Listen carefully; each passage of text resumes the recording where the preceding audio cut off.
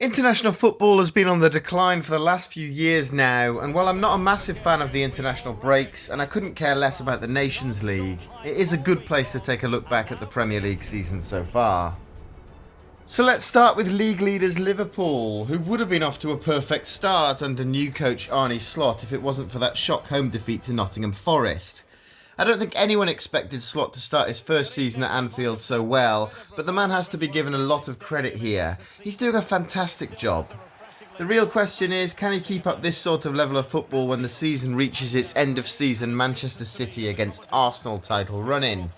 It's going to be a lot of fun finding out. Personally, I think Liverpool will fall behind Pep and Arteta in due time, but they could prove me wrong. Manchester City and Arsenal are already inseparable. 5 wins and 2 draws each leaves them both on 17 points from their first 7 matches. They did of course draw with each other at the Etihad after John Stones' dramatic late leveller last month, but Manchester City lost Rodri to injury in that game. Are they about to feel the effects of his absence? They've already dropped points without him, albeit at St James's Park, which is a tough place to go, but with strugglers Wolves and Southampton coming up after the international break, they should be able to gain a further 6 points in October with or without him. Can they cope with losing him long term though? That might be the difference between 5 titles in a row and Arteta finally winning one. Arsenal lost Martin Ødegaard in the last international break, which I thought would be a huge problem, but they've managed incredibly without him. They took all 3 points in the North London derby, then were incredibly unlucky not to do the same at the Etihad before unconvincingly beating Leicester and Southampton. Arsenal do look the real deal to me this year though. I know I said that last year, but surely they have to win a title sooner or later, don't they? I think this is their year.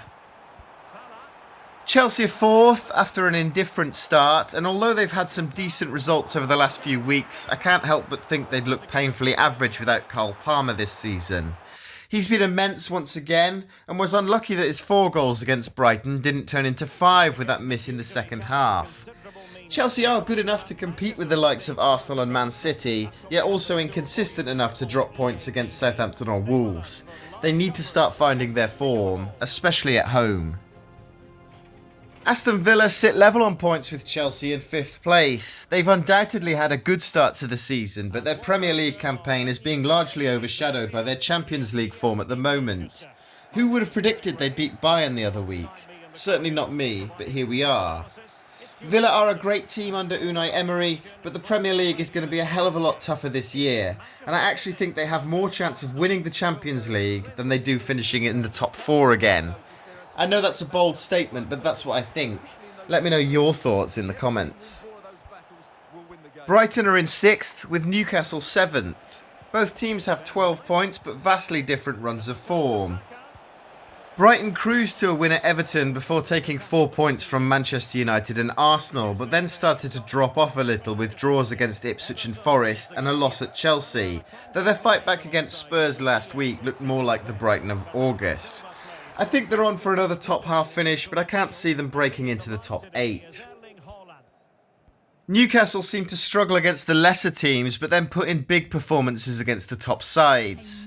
A draw against City, victory over Spurs, alongside defeat at Fulham and a draw with Bournemouth isn't the sort of standard Eddie Howe will be happy with. He'll need to see a massive improvement if they're to finish in the top 4 again. I just don't think they will. Fulham are 8th, and I think you have to be happy with that if you're a Fulham fan. They've given it a go in every game, narrowly losing at the Etihad last time out, but they've put in some other impressive results such as their win over Newcastle. Not to mention they're the only team who's managed to beat a stubborn Nottingham Forest this season. Can they finish in the top 10? 9th, 10th and 11th we have Tottenham, Forest and Brentford. 2 of those will be happy with that start and 1 of them won't. Can you guess which? Of course, it's Postecoglou's Tottenham who won't be happy with that start. They've looked great going forward but vulnerable at the back. Brennan Johnson is on fire, but that collapse at Brighton last week was worrying. The real question is whether Spurs can salvage this season or not. Nottingham Forest are my local Premier League team, and I have a few friends who go to their games. They've looked like a completely different team this year. Nobody expected them to win at Anfield, but they pulled it off. Nuno Santo has done a fantastic job dragging them out of a relegation battle they were fortunate to come out of last year into a mid-table side, and they've managed to go from looking like conceding every time they have a corner against them to being solid. It's a huge transformation, and I don't think they'll be anywhere near a relegation battle this season. Brentford were tipped for relegation by a lot of people too, especially after losing Ivan Toney to Saudi Arabia, but at the moment they're devastating at the start of a match. It's something like 4 successive games where they've scored in the first 2 minutes, isn't it? That's one hell of a statistic. West Ham are 12th, while Bournemouth are 13th, each of them on 8 points. Neither have looked anything special yet, but I don't think either of these teams will be threatened by relegation either. Julian Lopetegui will need a bit more time with West Ham, and Iraola knows exactly what he's doing with Bournemouth. Out of the two, I think Bournemouth will finish higher in the league. Manchester United are level on points with West Ham and Bournemouth in 14th place. This is their worst ever start to a Premier League season, and Erik ten Hag is at serious risk of losing his job. Will sacking him be the right move though? I'm not so sure, but I'm going to be making a video about United and Ten Hag over the next few days, so subscribe if that's something that interests you. The remainder of October could be make or break for Ten Hag. United face Brentford, West Ham and Leicester in the League Cup before the end of the month, as well as a huge Europa League clash against Fenerbahce and former manager Jose Mourinho. The League Cup might not be important compared to the other 3 games, but the more competitions Ten Hag can keep United in at the moment has to be a bonus. After United, we have the relegation-threatened teams, which shows you just how bad United have been this season. Leicester finally picked up their first win of the season against Bournemouth just before the international break, and that was much needed.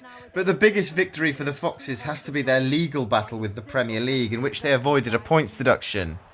I put Leicester bottom of my predicted table based on that deduction, so the fact they aren't losing any points means they have a strong chance of staying up. But at whose expense? Just behind Leicester on 5 points are Everton. They also got their first win of the season recently at the hands of Crystal Palace. They've looked woeful early on, but Sean Dyche seems to have tightened up the back 4 over the last few games, and they're starting to look more like a team again. Some big performances from Jordan Pickford have also contributed to their recent turnaround, but can they keep it going? None of the bottom 4 have managed a win between them yet, though Ipswich came close against Brighton last month. Defeats against Man City and Liverpool were expected, but a hammering at West Ham was a bit of a surprise. Ipswich had played well up to that point, and I still think they're the best of the teams who have come up. Can they survive, though? Other than Manchester United being as bad as they have been, the biggest surprise for me is that we're in October and Crystal Palace haven't won yet. Oliver Glasner finished the season strongly, but after losing Elise, they haven't managed to carry that form through into the new season. Of all the teams down at the bottom, I expect Palace to pull themselves away, but if they're still down here at Christmas, they might be in real trouble.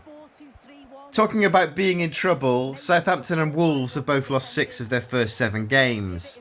Southampton are struggling to score goals, while Wolves are having a hard time keeping them out. Russell Martin may need to adjust his playing style if he's to rescue the Saints' season, but what's happening at Wolves? An average of 3 goals against a game isn't a great place to be when you have Manchester City next. Is Gary O'Neill's job going to be on the line if he doesn't start turning things around soon? I think this is going to be an incredibly competitive Premier League season. For me, Arsenal will win the league with Manchester City second and probably Liverpool third. Wolves and Southampton will be too far behind by the time they begin to turn their fortunes around, and Southampton might not even manage that. But I think it'll be really close between several teams for that last relegation place. What do you think though? I'm interested to know your thoughts in the comments. And please consider subscribing for more videos like this. Thanks for watching.